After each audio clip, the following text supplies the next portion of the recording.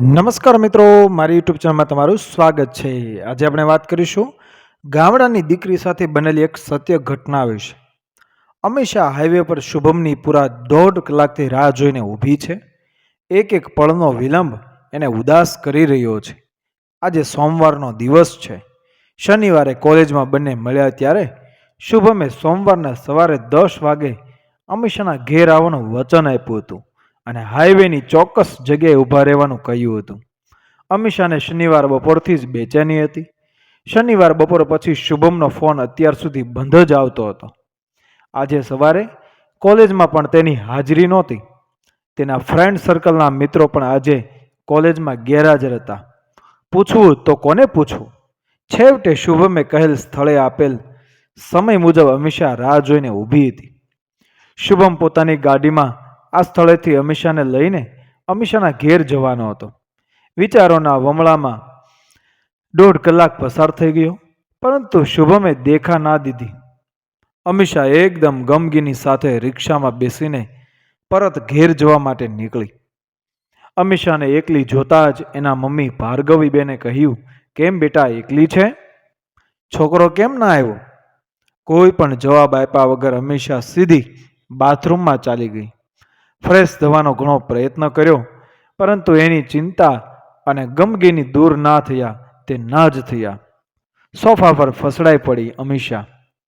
ભાર્ગવીબેને પાસે આવીને દીકરીના માથા પર હાથ ફેરવીને ઉચાટ ભરાય એ પૂછ્યું, શું વાત છે બેટા? મમ્મી, કોણ જાણે કેમ શુભમ ન્યા આવ્યા? એમનો ફોન પણ શનિવારથી બંધ આવે છે. એમના મિત્રો પણ આજે કોલેજમાં નહોતા આવ્યા. મને બહુ ચિંતા થાય છે. શનિવાર બપોરથી જ મને ચેન પડતું નથી. મારો સતત જીવ કોચવાય છે. આટલું બોલતા બોલતા તો અમીષા રડી પડી. ભાર્ગવની બેને સાંત્વના તો આપી, પરંતુ અમીષાની બેચેનીમાં કોઈ ફરક ના પડ્યો. અમીષાના પિતાજી રોહિતભાઈ અમદાવાદને અડીને આવેલા ગામડાના વતની અને ગાંધીનગરમાં સરકારી નોકરિયાત છે, તો માતા ભાર્ગવીબેન ગૃહિણી. અમીષાથી મોટી બહેન દિવ્યાના 1 વર્ષ પહેલાં જ લગ્ન થઈ ગયેલ છે, જે અત્યારે એની સાસરીમાં છે. નાનો ભાઈ ધ્રુવિલ 10મા ધોરણમાં છે. આ હરિયો ભર્યો પરિવાર વતન ગામડામાં જ રહે છે. આ ધાર્મિક અને મિલનસાર પરિવારની ગામ અને સમાજમાં સારી એવી પ્રતિષ્ઠા છે. પરિવારમાં અમીષાએ શુભમ વિશે એની મોટી બહેનને જ અત્યાર સુધી જણાવ્યું હતું. એની મોટી બહેને જ અમીષાને સલાહ આપીને કહ્યું કે શરમ દૂર કરીને મમ્મીને જણાવી દે કે શુભમ સાથે જીવ મળી ગયો છે. છતાંય અમીષાએ મમ્મીને વાત કરવામાં અઠવાડિયું કાઢી નાખ્યું. છેવટે અમીષાએ મનનો ડર ખંખેરીને અઠવાડિયા પછી ભાર્ગવીબેનને કહ્યું, મમ્મી, એક વાત કહેવી છે. ભાર્ગવીબેને દીકરીની આંખોમાં આંખ પરોવીને કહ્યું, બોલને બેટા, શું કહેવું છે? ખાસી 5 મિનિટ વીતી ગઈ. છેવટે થોડા ક્ષોભ સંકોચ સાથે અમીષા બોલી, તો મને ઠપકો તો નહીં આપે ને? અરે ના ભાઈ ના, મારા સંતાનો કોઈ દિવસ ઠપકો આપે એવું કરે જ નહીં. બોલ બેટા, ભાઈ ખંખેરીને બોલ. ભાર્ગવીબેન આતુરતાથી પૂછ્યું. હું જે કહેવાનું છું એ ઠપકા લાયક છે કે નહીં એ મને ખબર નથી. તું જ નક્કી કરજે મમ્મી. જો તને ખોટું લાગે તો પ્રથમથી જ માફી માગું છું મમ્મી. મમ્મી કહીને અમીષાએ ડરતા ડરતા કહ્યું કે એક છોકરા સાથે મારો જીવ મળી ગયો છે. હું જે કોલેજમાં અભ્યાસ કરું છું એ કોલેજમાં જ એ અભ્યાસ કરે છે. અમદાવાદમાં જ રહે છે. એમનું નામ શુભમ છે. સુખી પરિવારના હોવા છતાં શુભમના ના દંભ કે ના કોઈ આડંબર. છોકરીઓ સાથે રખડતા મેં એમને ક્યારેય નથી જોયા.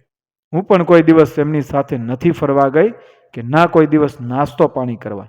હા, ગ્રુપ સાથે ક્યારેક ચા પાણી કર્યા હોય એ માફ. ફ્રી પીરિયડમાં કોલેજના બગીચામાં ક્યારેક ગ્રુપમાં બેસીને વાતો જરૂર કરી છે. એમના સંસ્કારો વાણી વર્તનમાં દેખાઈ આવે છે. મમ્મી, અમારું હોશિયાર અને સંસ્કારી યુવક યુવતીઓનું એક ગ્રુપ છે જે પ્રોફેસરોને ખૂબ વાલું છે. 6 મહિના પહેલાં શુભમના જન્મદિવસ પર અમે 20 સહાધ્યાયીઓએ એમના આમંત્રણને માન આપીને એમના ઘરે ગયા હતા.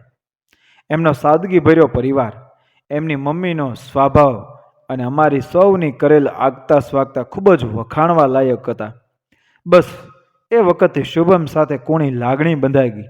મમ્મી, મને વિશ્વાસ છે કે હું એમની સાથે ખૂબ સુખી થઈશ. છતાંય આખરી નિર્ણય તો તારો અને પપ્પાનો જ માન્ય રાખીશ. મમ્મી, આટલું કહેતા તો પરસેવો પરસેવો થઈ ગઈ. અમીષા અને નીચું મોં કરીને મમ્મીનો જવાબ સાંભળવા બેસી રહી. ઘડીભર તો દીકરીને નિરખતા જ રહ્યા ભાર્ગવીબેન. એમને પણ ભૂતકાળ યાદ આવી ગયો. બસ કંઈક આવી જ રીતે ભાર્ગવીબેન રોહિતભાઈ સાથે પરિણયમાં પગ માંડીને લગ્ન ગ્રંથિથી જોડાયા હતા ને અત્યાર સુધી સુખી લગ્ન જીવનનો આનંદ એ માણી રહ્યા છે. ઝટપટ વિચારો ખંખેરીને ભાર્ગવીબેન નીચું તાકીને બેઠેલ દીકરીના માથા પર હાથ ફેરવીને બોલ્યા, મને મારા લોહી પર ગળા સુધીનો વિશ્વાસ છે બેટા. મારી દીકરીની પસંદગી યોગ્ય જ હશે. છતાંય એકવાર તો એને અહીં બોલા, હું એને એકવાર જોઈ લઉં, પછી તારા પપ્પાને જાણ કરીશું. એમની તું ચિંતા ના કરતી. મારી હા તો એમની તો હા જ હશે. અમીષાએ ભાર્ગવીબેનના ખોળામાં માથું નાખીને હાશકારો અનુભવ્યો.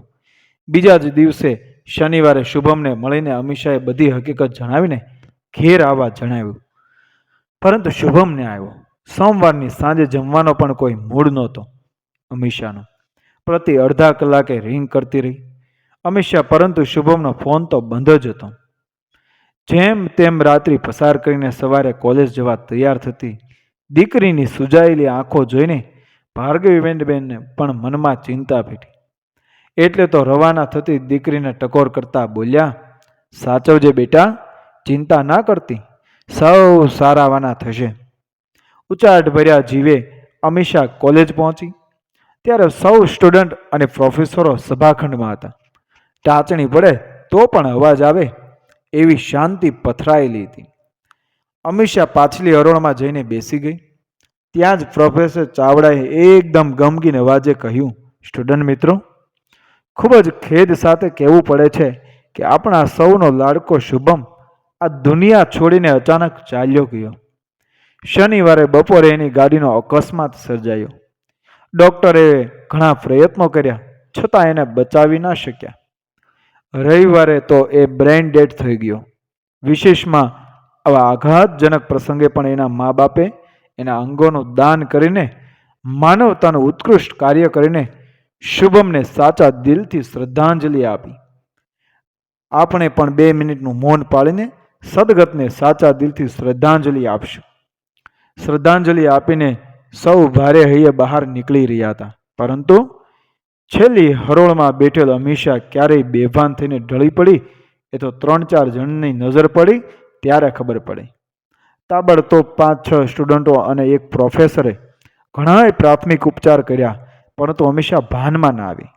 અમીષાનું સ્ટુડન્ટ ગ્રુપ એને નજીકના દવાખાને લઈ ગયું અને એના ઘેર ફોન કર્યો. તાબડતોડ ભાર્ગવીબેન અને રોહિતભાઈ આવી પહોંચ્યા. ડૉક્ટરે સ્ટુડન્ટો પાસેથી જાણવા મળેલી હકીકતને ધ્યાને રાખીને તપાસ કરતા નિદાન કર્યું કે અમીષાને ખૂબ ઊંડો આઘાત લાગ્યો છે. એક દિવસ દવાખાને રાખીને ડૉક્ટરોએ કેટલીક દવાઓ આપીને અમીષાને રજા આપતા કહ્યું, લાંબી ચિંતા જેવું તો નથી, પરંતુ ઊંડો આઘાત છે, એટલે એના પ્રત્યે ખૂબ લાગણીશીલ વર્તન રાખજો અને થોડા દિવસ આરામ કરાવજો. ચિંતિત ચહેરે ભાર્ગવીબેન અમીષાને લઈને ઘેર આવ્યા. એમણે રોહિતભાઈને હકીકતથી વાકેફ કરી દીધા હતા. અમીષા આમ તો હળતી ફરતી થઈ ગઈ, પરંતુ હાલતી ચાલતી લાશ જાણે. એને પળે પળે શુભમ યાદ આવતો હતો. તેનો ચહેરો મગજમાંથી હટતો નહોતો. એની લાગણી, એનો પ્રેમ હૃદયમાંથી નીકળવાનું નામ જ નહોતા લેતા. વાહરે વિધાતા, તારી ઉત્કૃષ્ટ પ્રેમ સાથે આવી મજાક શું બગાડ્યું હતું કોઈનું? આ નિર્દોષ પ્રેમીજનોએ કેવો નિર્મળ પ્રેમ હતો અમીષા અને શુભમનો. અમીષા પાસે કે પછી એના મોબાઈલમાં ના તો શુભમની કોઈ તસવીર હતી કે ના કોઈ સેલ્ફી. કેટલો શુદ્ધ પ્રેમ, દુઃખનું ઓસડ દહાડા. લગભગ 1.5 મહિના પછી અમીષા થોડી સ્વસ્થ થઈ. થોડી સ્વસ્થ થતાં જ એણે કોલેજમાં પગ મૂક્યો. મોટા ભાગના ગ્રુપ મિત્રો અમીષાના ઘેર આવીને ખબર પૂછી ગયા હતા. છતાંય કોલેજમાં પણ સૌ લાગણી ભાવે અમીષાને સાંત્વના આપતા હતા. સૌને શુભમના મોતનો પણ એટલો જ ગમ હતો. ક્યાંક ક્યાંકથી ઉઠતા ભણકારા પણ અમીષાને કાને પડી જતા. ભમરાળે ઘેર આવવાનું આમંત્રણ આપ્યું એ જ દિવસે એના પ્રીતમે જીવ ગુમાવ્યો. સાંભળીને વિહવળ થઈ જતી હતી અમીષા, પરંતુ એણે પોતે જ પોતાને અભાગણી ગણી લીધી હતી. હવે અમીષાએ અભ્યાસ પૂરો કર્યો અને પ્રાઇવેટ કંપનીમાં સારા પગારે નોકરીએ લાગી ગઈ, પરંતુ એના દિલમાં અડીંગો જમાવીને બેઠેલ શુભમને દૂર કરવાની એનામાં હાલ તો તાકાત નહોતી જ. અમીષા વતનથી કંપનીએ આવવા 2 વાહન બદલતી. વતનથી રાણીપ સુધી રિક્ષામાં આવતી અને ત્યાંથી સિટી બસમાં કંપની સુધી. એક દિવસ રાણીપ સ્ટેશને અમીષા રિક્ષામાંથી ઉતરી રહી હતી. ત્યાં જ બાજુમાં એક કાર આવીને ઊભી રહી અને કારમાંથી અવાજ આવ્યો, હેલો અમીષા, કંપની સુધી મારી ગાડીમાં આવવું છે? મેનેજર દિવ્યેશને જોઈને જ અમીષા ચૂપચાપ પાછલી સીટમાં બેસીને બોલી, ખૂબ ખૂબ આભાર સર. એમાં આભાર શાનો અમીષા? ભગવાનની દયા અને મારી મહેનતથી મોટો પગારદાર છું એટલે ગાડી વસાવી શક્યો છું.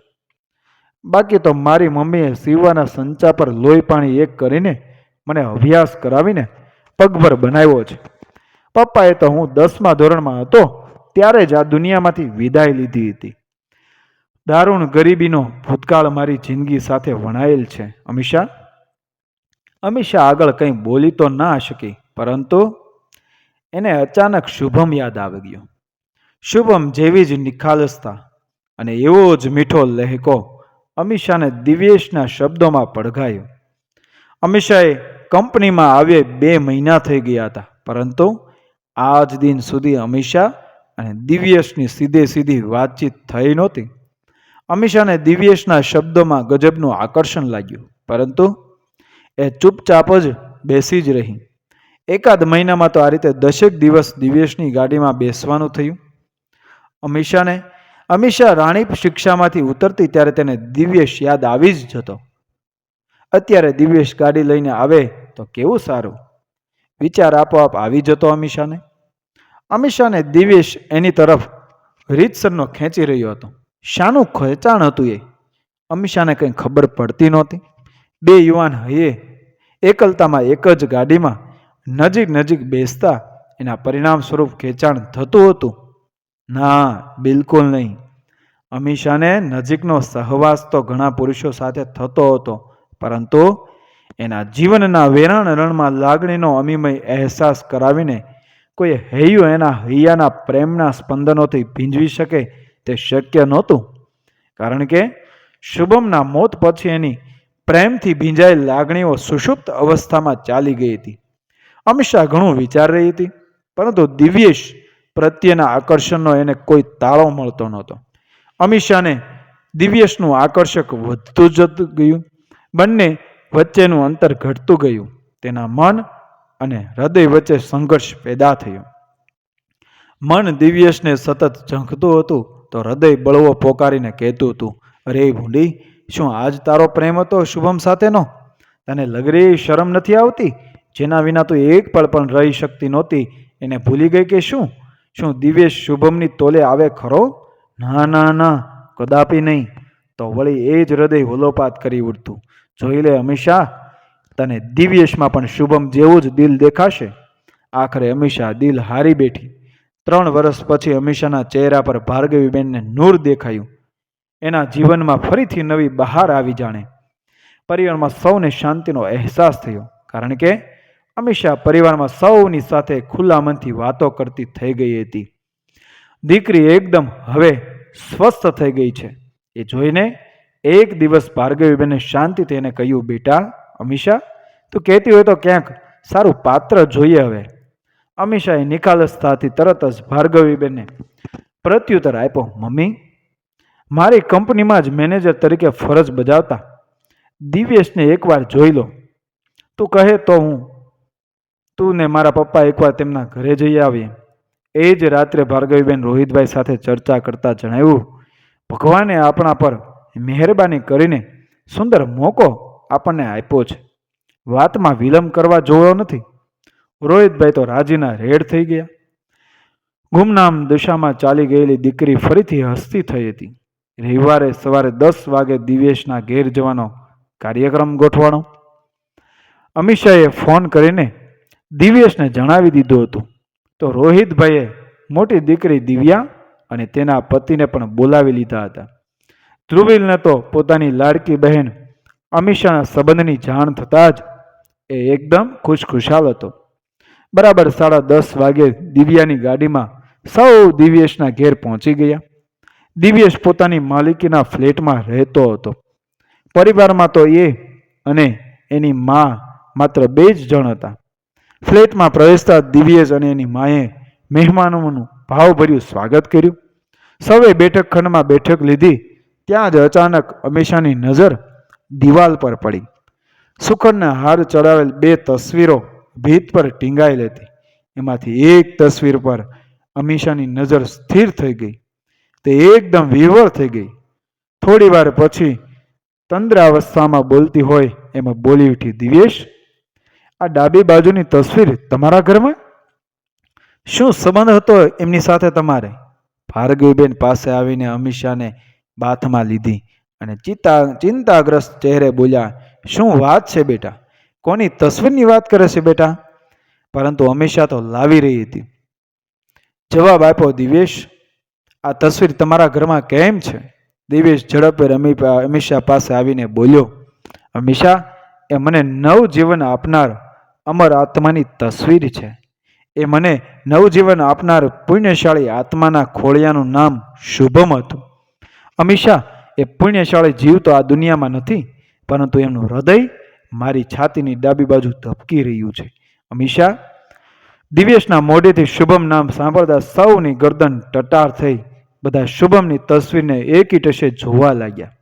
તો અમીષા તો ચોધાર આંસુ સાથે તસવીરને વંદન કરીને બોલી ઉઠી, આખરે તો તમે આપેલો કોલ પાળી બતાવ્યો શુભમ. તમારું દિલ તો મને જ આપીને જ રહ્યા.